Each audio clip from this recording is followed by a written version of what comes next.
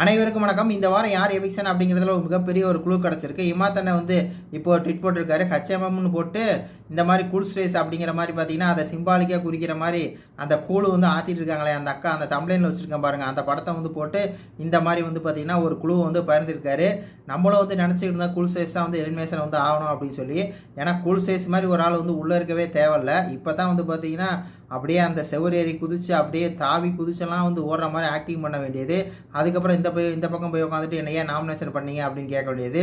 இந்த மாதிரி பார்த்தீங்கன்னா இந்த பிக் பாஸ் இருக்க துளி கூட தகுதியே இல்லாத இந்த கூல் ஸ்டேஸ் வெளியே போனால் எல்லாத்துக்கும் ஒரு சந்தோஷமாக தான் இருக்கும் அப்படிங்கிற மாதிரி இருக்குது. ஆனால் திருப்பி இன்னொரு பொருளையை கிளப்புறாங்க.